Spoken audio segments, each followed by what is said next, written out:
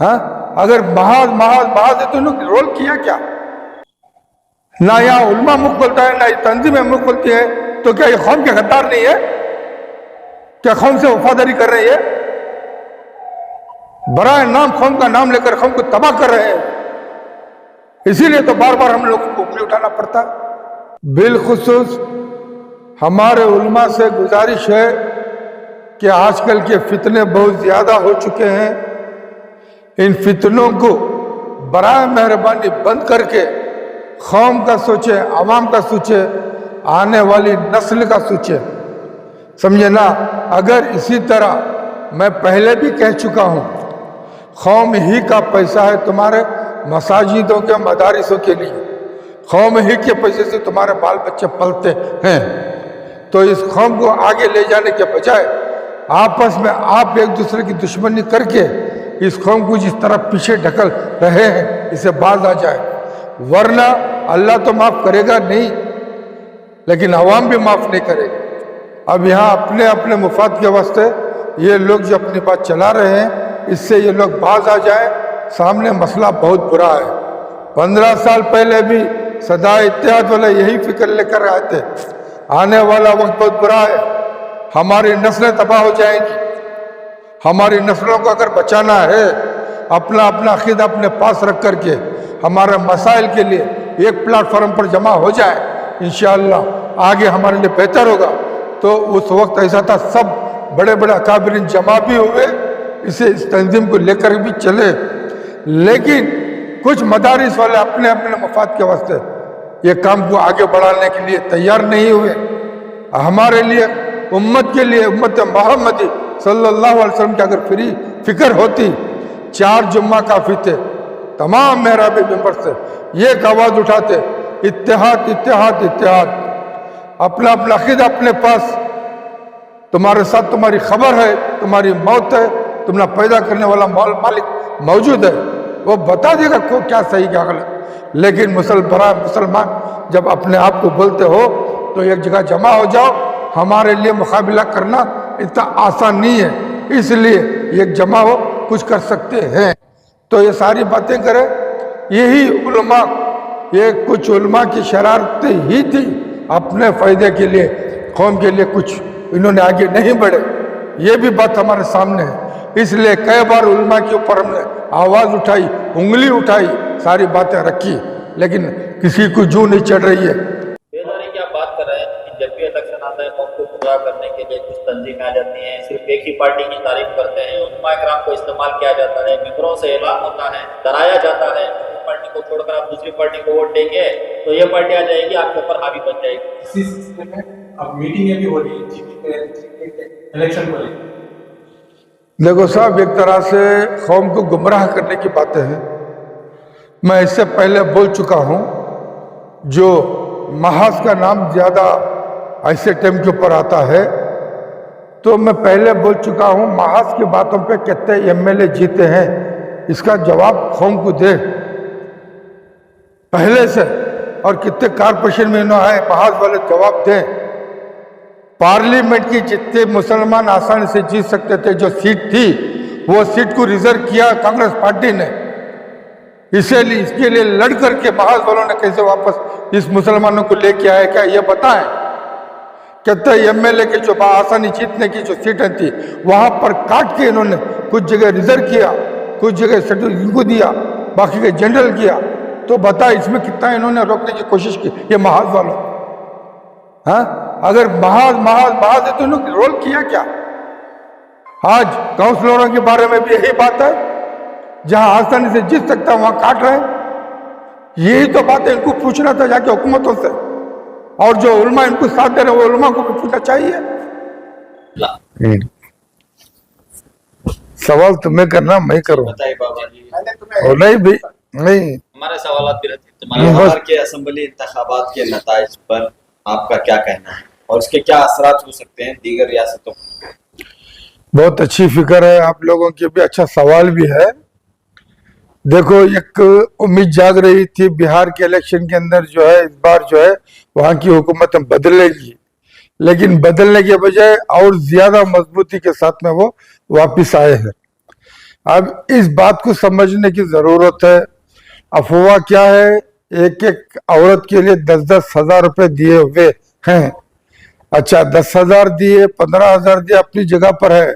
जो इतनी मेहनतें जनाब राहुल गांधी और प्रियंका गांधी और जितनी भी जो है समाजवादी पार्टी के मेंबर पार्लियामेंट और रजत यानी कि राष्ट्रीय जनता दल के जो उन्वान थे, जिस तरह से अफवाहें, जिस तरह से रौनकें जो मजमे थे, ये सब बेकार हो गए 10,000 के सामने।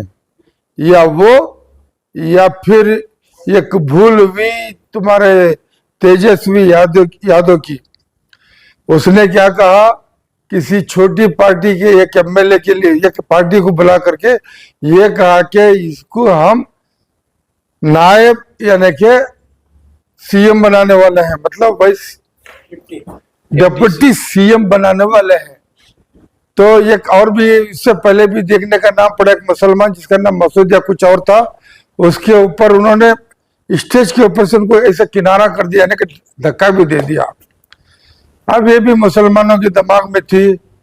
अब ये तो मंझा हुआ सियासतदान था हमारा नीतीश कुमार, उसने मौके को देखा, अपना काम चला दिया। क्या उसके अंदर मुसलमान, उसकी पार्टी में मुसलमान जीत के आए ना मुसलमान जीत के। तो इसके अंदर जो मामलात हुए हैं, हर जगह लालू प्रसाद यादव जो है मुसलमानों के हमदर्द समझा जाता था, मुलायम सिंह यादव को इसी तरह समझा जाता था। उसने भी कल्याण सिंह को अपने साथ में लेकर के बाबरी मस्जिद के बाद उन्हें बता दिया कि नहीं भाई, मैं आप लोगों के साथ नहीं हूं, मैं आरएसएस के साथ में हूं। ये मुलायम सिंह भी उस टाइम पे बता दिया, आज लालू का बेटा भी बता दिया। अब रही यहाँ हमारे यहाँ मुसलमानों के नाम से कुछ पार्टी वजूद में आती है। मेरी एक सच्ची बात यह है, हमारे रियासत के मशहूर chief minister of Karnataka Devaraj Urs, उन्होंने एक अलग पार्टी बना करके पार्टी नहीं चला सके, और बंगारप्पा एक अलग धुम का इंसान, उन्हें अलग पार्टी बनाकर अपनी पार्टी नहीं चला सके, और येडियुरप्पा उन्होंने अलग पार्टी बना करके नहीं चला सके। ये बड़े बड़े नाम बता रहा हूं मैं। तो अब ये छोटी छोटी पार्टियां जो भी आ रही हैं, इनसे मुसलमानों को सोचना चाहिए क्या फायदा होगा या नुकसान होगा।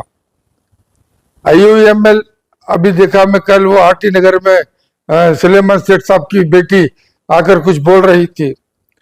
अब वो उनके भाई थे ये जनाब अब्बास अली बोरा साहब, जब शिवाजी नगर में इलेक्शन के लिए उतरे थे, उनके बेटे ने इनके बारे में जो है सवाल रखा था कि इतने पैसे आप हमें दे दीजिए, हमारे 2000 वोट का सौदा कर रहे थे। तब मैं फौरन वहां पर गया।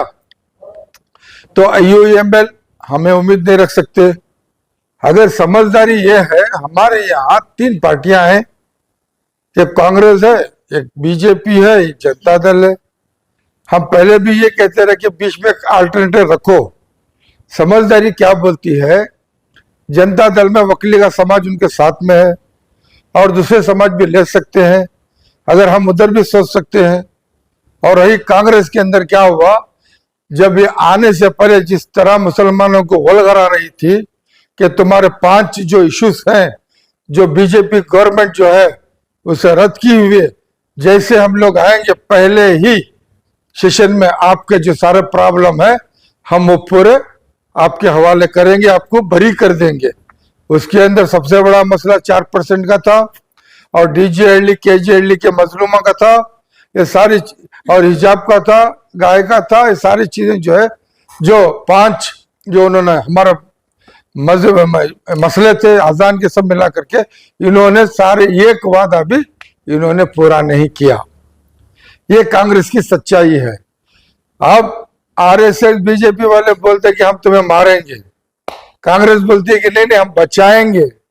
अब हम लोगों के क्या है, बचाने के पीछे भागते हैं, समझे नहीं। बचाने के पीछे जाने के बाद क्या होता है, वो RSS से ज्यादा हमें मार रहे हैं, मोहब्बत में सिलो प्रेजेंट की तरह हमें खत्म कर दिए। 2.5 साल हम सदा इत्तेहाद से बहुत कोशिशें की, लेकिन कोई भी जो है इसके आगे नहीं आ सका। ये सारी बातें बार बार हम इसलिए उठाते हैं कि अवाम कौम के सामने ये बातें हैं, कौम को समझना चाहिए। अब इसके अंदर कई बार हमें उलमा को भी निशाना बनाया और महाज वालों को भी निशाना बनाया, मिली कौंसिल वालों को भी निशाना बनाया, हर तंजीम को, मुस्लिम पर्सनल बोर्ड को भी निशाना बनाया। सब मुसलमानों के नाम पर है, लेकिन मुसलमान कौम के लिए आप लोग किए क्या, इसका जवाब कहीं से हमें नहीं मिला। तो फिर अब ये 10 साल चाहिए काउंसिलर इलेक्शन कराने के लिए। अब ये 10 साल, 2.5 साल तो यह हो गए इनके आने के बाद, इनको इमीडिएट करवाना चाहिए था कांग्रेस पार्टी को। इन्होंने भी नहीं करवाया काउंसिलर इलेक्शन, क्या मतलब है। और जो एमएलए इसके अंदर गए हैं सब अपने अपने हिसाब से खामोश बैठे हैं। क्या उनको खबर नहीं थी कि हमारे एक एक खर्चे में 8, 9, 10 आदमी को हम जो है कारपोरेशन भेज सकते हैं ताकि कुछ मसला हल हो सकता था। यहां पर भी खामोशी। और ये किसके दौर में, सेक्युलर की दौर में हो रहा है। वो तो कम्युनल थी, वो हमारी नहीं थी। सेक्युलर पार्टी के अंदर हम लोगों को ये फायदे पहुंच रहे हैं।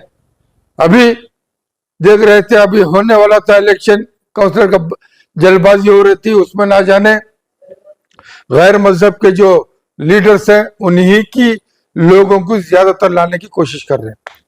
जहां मुसलमान आसानी जीत सकता है वहां पर उन्होंने काट करके गैरों में मिला रहे हैं ताकि उसमें भी मुसलमान ना आए। तो यहाँ कांग्रेस सेक्युलर पार्टी क्या कर रही है। अब कांग्रेस सेक्युलर पार्टी नाम लेना मजबूरी पड़ जाता है। आप जनाब तुम्हारा रामलिंग रेड्डी इनके सुपर्द में है कि बनाओ भाई जो अपना जो है एरिया जो बनाना है और कैटेगरी जो करना है, और दूसरा जो है बड़ा नाम एमएलए रिजवान अरशद के हाथ में है। अब रिजवान अरशद कितना कर सकते हैं। अब यहाँ सीनियर कौन है, रामलिंग रेड्डी। अब रामलिंग रेड्डी के पीछे पूरी पार्टी खड़ी है। अब रिजवान अरशद कितना कर सकते हैं। यहां पर भी हमारी कौम सोचना चाहिए कि मुसलमान को बराए नाम सामने रख करके ये अपना एजेंडा किस तरह से चलाते हैं। और बिलखुसूस अगर आप इसी तरह से हरकतें करते रहे तो जो उलमा की जो इज्जत थी वो खत्म हो जाएगी। अभी इस तरह से खत्म हो रही है। हमने सदा इत्तेहाद वाले अभी जो हाल ही में एक मसला उठा है उसके बारे में एक फेडरेशन को दावत दे रहे हैं ताकि बुला करके उसका मसला हल करें। क्या बात निकलती है देखिए, वो बात में बताएंगे।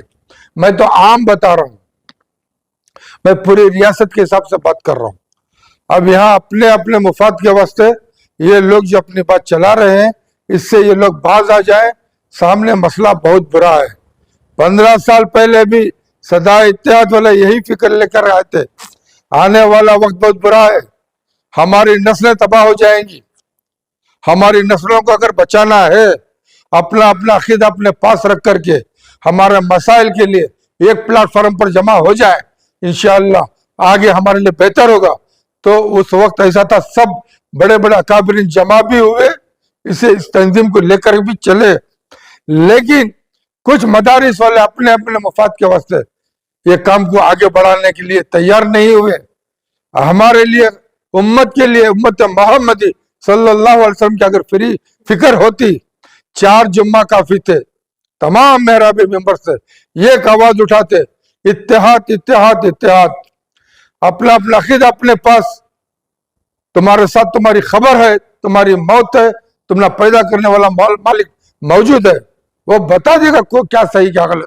लेकिन मुसलमान जब अपने आप को बोलते हो तो एक जगह जमा हो जाओ। हमारे लिए मुकाबला करना इतना आसान नहीं है, इसलिए एक जमा हो, कुछ कर सकते हैं। तो ये सारी बातें करें, यही उलमा, ये कुछ उलमा की शरारतें ही थी अपने फायदे के लिए, कौम के लिए कुछ इन्होंने आगे नहीं बढ़े। ये भी बात हमारे सामने है। इसलिए कई बार उलमा के ऊपर हमने आवाज उठाई, उंगली उठाई, सारी बातें रखी, लेकिन किसी को जू नहीं चढ़ रही है। पता नहीं ये कौम का क्या होने वाला है। इसलिए आप सारी बात कौम ही के ऊपर छोड़ेंगे। रही बात आने वाला जो बीबीएमपी इलेक्शन है, इसके लिए भी हम सोच रहे थे सबको जमा करके एक प्रोग्राम करेंगे। जो इससे पहले जो कामयाब हुए, जो कामयाब होने से रह गए, और नए जो आने वाले हैं, ये भी हम सोच रहे हैं कि किसी तरह से इनको बुलाकर एक तरह से बात करें और उनको समझाएंगे क्या करना है आगे। ये सारी हमारी सदा इत्तेहाद में सोच है, इसके ऊपर हम कामयाब इंशाल्लाह करने की कोशिश करेंगे। ये जनाब अब्बास अली बोरा जो जिनके यहाँ हम मकान में बैठे हुए हैं, इनकी ये फिक्र थी कि हम लोग आगे ये काम को कैसे अंजाम देना है। अब किसी पार्टी की कोई पार्टी हमारी तो है नहीं, लेकिन इस कौम को हम कोई सी पार्टी से किस तरह मजबूत करें, ये इनकी फिक्र थी। इस फिक्र के लिए, क्योंकि बोरा जमात से सदा इत्तेहाद में नायब सदर है, उसकी हैसियत से इन्होंने फिक्र की है और ये नाचीज को बानी की निस्बत बुला करके कुछ बातें बोलने का मौका दिए। ये बातें हमने कौम के सामने रखना चाह रहे हैं।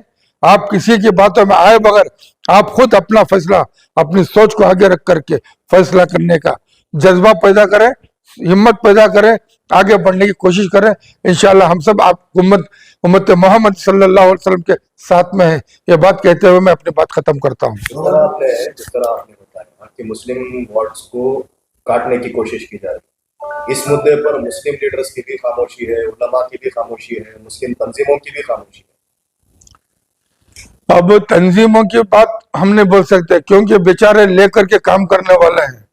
ये वाहिद तंजीम है, ना झुकी ना बिकी। वो तो वाहिद है, लेकिन जो जिसके नहीं, अरे जो लेकर के जो बिके हुए उनके ऊपर तंजीमों की क्या बात करोगे? वो तो बिके हुए ना, उनके ऊपर क्या सवाल करोगे? अब रही मुस्लिम लीडरों की बात, अब पूरे कर्नाटक में एक ही लीडर नजर आ रहा है, बाकी सारे लीडरों को खत्म कर दिया, जिससे कि वो जैसे आपने खुद जाकर के 224 एमएलए में 135 लेके आ गया, 40 मुसलमान एमएलए लेके आ गया है, ऐसा तो एक ही लीडर बता रहा है। वो भी अपने आप में लीडर है बाबा जी, जिस तरह ये लीडर एक्टिव है वो भी एक्टिव हो सकते हैं ना। वो अरे एक्टिव होने देना ना, वफादारी वैसी नहीं कर रहे ना जैसे ये है। कुछ इज्जत वाले हैं, कुछ होते वाले हैं, क्योंकि एजुकेटेड हैं, पढ़े लिखे हैं, उनकी तो अहमियत ही नहीं इस गवर्नमेंट में। अनएजुकेटेड को 2 मिनिस्टर बनाया इसने, तो फिर वहीं पे झुके क्यों रहे? क्या लीडर्स वहीं झुके रहे काम। कौन? मुस्लिम लीडर्स वही रह रहे हैं। हाँ, क्योंकि उनके पीछे दूसरे 135 में जो है, ये 10-11 के बाद जो जितने भी है उनके भी साथ में है, इसलिए इन्हें मजबूरी से रहना पड़ रहा है। कब तक ऐसी मजबूरी? हाँ, हमारी बेवकूफी की वजह से, हम लोगों की बेवकूफी की वजह से। बेदारी के लिए काम नहीं हो सकती। बेदारी के लिए कौम ही कुछ सोचना है। अगर कौम को समझ में नहीं आए तो हमसे सवालात करें, हम बताते हैं क्या करना है। बेदारी की आप बात कर रहे हैं, लेकिन जब भी इलेक्शन आता है कौम को गुमराह करने के लिए कुछ तंजीमें आ जाती हैं, सिर्फ एक ही पार्टी की तारीफ करते हैं, उलमा इकराम को इस्तेमाल किया जाता है, मेंबरों से ऐलान होता है, डराया जाता है अगर ये पार्टी को छोड़कर आप दूसरी पार्टी को वोट देंगे तो ये पार्टी आ जाएगी, आपके ऊपर हावी बन जाएगी। इसी सिलसिले में अब मीटिंग भी हो रही है जीपी के इलेक्शन को लेकर। देखो साहब, एक तरह से कौम को गुमराह करने की बातें हैं। मैं इससे पहले बोल चुका हूं, जो महाज का नाम ज्यादा ऐसे टाइम के ऊपर आता है, तो मैं पहले बोल चुका हूं, महाज की बातों पे कितने एमएलए जीते हैं इसका जवाब कौम को दे पहले से, और कितने कारपोरेशन में इन्होंने आए महाज वाले जवाब दें। पार्लियामेंट की जितने मुसलमान आसानी से जीत सकते थे, जो सीट थी वो सीट को रिजर्व किया कांग्रेस पार्टी ने, इसलिए इसके लिए लड़ करके महाज वालों ने कैसे वापस इस मुसलमानों को लेके आए, क्या ये बताएं। कहते एमएलए के जो आसानी जीतने की जो सीटें थी वहां पर काट के इन्होंने कुछ जगह रिजर्व किया, कुछ जगह शेड्यूल इनको दिया, बाकी के जनरल किया। तो बता इसमें कितना इन्होंने रोकने की कोशिश की ये महाज वालों ने। हाँ, अगर महाज महाज महाज है तो इन्होंने रोल किया क्या? आज काउंसलरों के बारे में भी यही बात है, जहां आसानी से जीत सकता है वहां काट रहे हैं। यही तो बात है, इनको पूछना था जाके हुकूमतों से, और जो उल्मा इनको साथ दे रहे हैं वो उल्मा को भी पूछना चाहिए ना। यहाँ उल्मा मुख खोलता है ना ये तंजीमें मुख खोलती है, तो क्या ये कौम के गद्दार नहीं है? क्या कौम से वफादारी कर रहे हैं? बराए नाम कौम का नाम लेकर कौम को तबाह कर रहे हैं। इसीलिए तो बार बार हम लोगों को उंगली उठाना पड़ता है। बाबा जी, सदाए इत्तेहाद जो है एक मजबूत तंजीम है स्टेट में, आप उंगली उठाने का काम करेंगे या इस इलेक्शन में कुछ पहल करके नई लीडरशिप बनाने का भी काम करेंगे? इंशाअल्लाह उसके पीछे पहल कर रहे हैं। ऐसा नहीं कि जैसे कि इसी घंटे के अंदर ढूंढेंगे, ऐसा भी नहीं है। नए नए चेहरों को तलाश कर रहे हैं हम। ऐसी बात नहीं, रियासत का दौरा हो रहा है, रियासत का दौरा कर रहे हैं। रियासत के दौरे में हमारे अलग सोच है। हमारा यहां तक एजेंडा है, कोई सियासी पार्टी को लात मार करके हम अपने पैरों पे कैसे खड़े होना, उसकी तरकीब हम बना रहे हैं। नई पार्टी बनाने का ऐलान? पार्टी नहीं, दूसरी पार्टी को साथ देने का कुछ भी नहीं। हम लोग अलग से हमारी सोच में अभी नहीं बोलेंगे। आज हमारी बात निकलेगी तो कल दूसरा इस्तेमाल करेगा। क्योंकि आप बता रहे थे कांग्रेस पार्टी 5 गारंटियों में भी फेल हुई है और ज्यादातर उसमें मुस्लिम रिजर्वेशन की बात भी हुई थी। तो अब कांग्रेस जिस तरह खुलकर सामने आती है मुसलमानों के सपोर्टिव में, उसमें आपका कहना है कि वो हार गए, तो अब इसमें कांग्रेस को सपोर्ट करेंगे या फिर कोई दूसरी एक पार्टी रहेगी, क्या लाएगा? बेटा मैं क्या बोला, तीनों पार्टी को हम बाजू रख रहे हैं। तो आप लोग जरा समझ के बात करो। तमाम तीनों पार्टी को हम लोग बाजू करके हमारी कौम को हम किस तरह आगे ला सकते हैं, ये सदा इत्तेहाद का एजेंडा है। इसके ऊपर हम लोग काम करना शुरू कर दिए हैं।